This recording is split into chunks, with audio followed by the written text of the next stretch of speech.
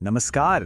आज हम बात करेंगे भारत के डिफेंस और जियोपॉलिटिकल सेक्टर में हो रही कुछ बहुत ही बड़ी और हालिया हलचलों के बारे में। भविष्य की जंग की तैयारी से लेकर आसमान में नई ताकत तक चलिए देखते हैं कि वो कौन सी सुर्खियां हैं जो हमारी रणनीतिक दिशा तय कर रही हैं। तो आज की इस चर्चा में सबसे पहले हम क्वांटम टेक्नोलॉजी के जरिए भविष्य की लड़ाई की तैयारी पर बात करेंगे। फिर हम देखेंगे कि हमारी वायुसेना और अंतरिक्ष में निगरानी की ताकत कैसे बढ़ रही है। इसके बाद जम्मू कश्मीर से आई एक दुखद खबर पर नजर डालेंगे, पाकिस्तान के क्षेत्रीय नजरिए को समझेंगे और आखिर में एक ऐसी कहानी जो थोड़ी हैरान करने वाली है। चलिए सबसे बड़ी खबर से शुरू करते हैं। भारत ने सैन्य क्वांटम टेक्नोलॉजी के लिए एक नया और बहुत बड़ा नीतिगत ढांचा लॉन्च किया है और इसकी अगुवाई खुद चीफ ऑफ डिफेंस स्टाफ कर रहे हैं। यकीन मानिए, भविष्य की लड़ाई के लिए भारत की तैयारी में ये एक बहुत ही बड़ा कदम है। तो सवाल उठता है कि ये सैन्य क्वांटम टेक्नोलॉजी आखिर है क्या?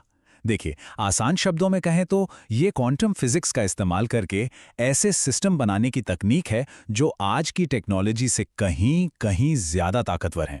जरा सोचिए, ऐसे कम्युनिकेशन कोड्स जिन्हें तोड़ा ही नहीं जा सकता, या ऐसे सेंसर्स जो समुंदर की गहराई में छिपी पनडुब्बियों तक का पता लगा लें। ये जंग का पूरा तरीका बदलने की ताकत रखती है। तो ये जो पूरी पॉलिसी है ना, ये 4 मेन पिलर्स पर खड़ी है। ये सिर्फ एक टेक्नोलॉजी के बारे में नहीं है, बल्कि एक पूरी की पूरी रणनीति है। इसमें सुपर फास्ट कंप्यूटिंग है, पूरी तरह से सेफ कम्युनिकेशन है, पहले से कहीं बेहतर निगरानी की क्षमता है और भविष्य के लिए एडवांस मटेरियल्स बनाना भी शामिल है। चलिए अब जमीन से उठकर आसमान की तरफ बढ़ते हैं। भारत अपनी वायु शक्ति को मजबूत करने और आत्मनिर्भरता पर जोर देने के लिए भविष्य के लड़ाकू जेट्स और ट्रांसपोर्ट विमान दोनों पर ही बहुत तेजी से काम कर रहा है। अपने 6th generation fighter jet programme के लिए भारत अब ग्लोबल पार्टनरशिप पर भी विचार कर रहा है और सामने 2 मेन ऑप्शंस हैं। एक तरफ जापान, यूके और इटली का GCAP प्रोग्राम है और दूसरी तरफ है फ्रांस, जर्मनी और स्पेन का FCAS प्रोग्राम। अब फैसला इस पर होगा कि कौन सी पार्टनरशिप भारत के स्ट्रेटेजिक लक्ष्यों के लिए सबसे ज्यादा फायदेमंद साबित होगी। और आत्मनिर्भरता की बात को और आगे बढ़ाते हुए सरकार ने देश में ही ट्रांसपोर्ट विमान बनाने के लिए एक खास प्रोजेक्ट को 12,511 करोड़ रुपए की एक बहुत बड़ी रकम मंजूर की है। इसका मकसद सिर्फ एक प्लेन बनाना नहीं है, बल्कि देश में ही एक पूरा एविएशन इकोसिस्टम खड़ा करना है। जमीन और आसमान के बाद अब चलते हैं उस जगह जहां से असली नजर रखी जाती है, यानी स्पेस। भारत अपनी निगरानी की ताकत को कई गुना बढ़ाने के एक बहुत बड़े मिशन पर काम कर रहा है, ताकि सीमाओं पर कोई भी छोटी से छोटी गतिविधि भी हमारी नजरों से बच ना सके। और इस योजना का जो स्केल है वो काफी इंप्रेसिव है। इंटेलिजेंस गैप्स को भरने के लिए 50 से भी ज्यादा, जी हां, 50 से ज्यादा नए जासूसी सैटेलाइट्स लॉन्च करने की तैयारी है। ये आंकड़ा ही बताता है कि भारत स्पेस से निगरानी को लेकर कितना सीरियस है। और ये सिर्फ गिनती बढ़ाने वाली बात नहीं है, बल्कि टेक्नोलॉजी में भी एक जबरदस्त छलांग है। सबसे बड़ा अपग्रेड है पुराने इलेक्ट्रो ऑप्टिकल सिस्टम से सिंथेटिक अपर्चर रडार यानी सार की तरफ जाना।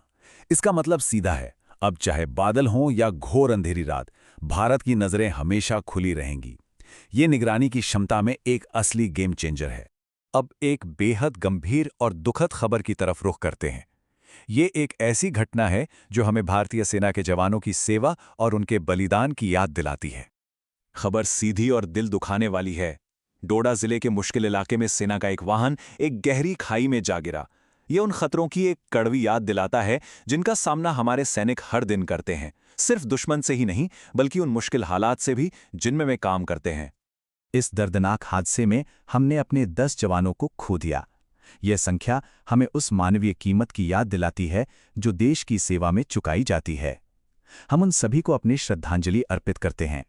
अब जरा रीजनल पॉलिटिक्स पर नजर डालते हैं और इसमें हम पाकिस्तान के रक्षा मंत्री के उस नजरिए को समझने की कोशिश करेंगे जो उन्होंने कथित खतरों के बारे में जाहिर किया है।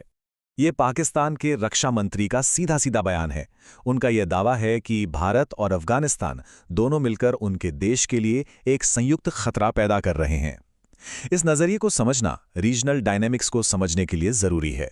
तो इस 2 मोर्चों के खतरे वाली बात के पीछे वजह क्या बताई जा रही है? मंत्री जी ने कुछ खास बातों का जिक्र किया है, जैसे अफगान जमीन से होने वाले हमले, उग्रवादियों को कथित तौर पर मिल रहा सपोर्ट और भारत के साथ तालिबान के बढ़ते डिप्लोमेटिक रिश्ते। और आखिर में एक ऐसी खबर जो पाकिस्तान से ही है, लेकिन थोड़ी अजीब है और आपको सोचने पर मजबूर कर देगी। जरा सोचिए, एक मंत्री जी बड़े तामझाम के साथ एक बड़े इंटरनेशनल ब्रांड के नए आउटलेट का फीता काट रहे हैं। देखने में तो ये एक आम पब्लिक रिलेशन इवेंट जैसा ही लगता है ना? लेकिन कहानी में एक ट्विस्ट है। और ये रहा वो ट्विस्ट। असली पिज्जा हट कंपनी को बाकायदा एक पब्लिक नोटिस जारी करके ये कहना पड़ा कि भाई साहब, जिस दुकान का उद्घाटन हुआ है वो तो हमारी है ही नहीं। ये एक बहुत ही अजीब सिचुएशन है। तो ये हमें एक आखिरी सवाल के साथ छोड़ जाता है। क्या ये सिर्फ एक मजेदार गलतफहमी थी, या फिर ये शासन और विश्वसनीयता से जुड़े किसी गहरे मुद्दे की ओर इशारा करता है? सोचने वाली बात है। खैर, आज के लिए बस इतना ही।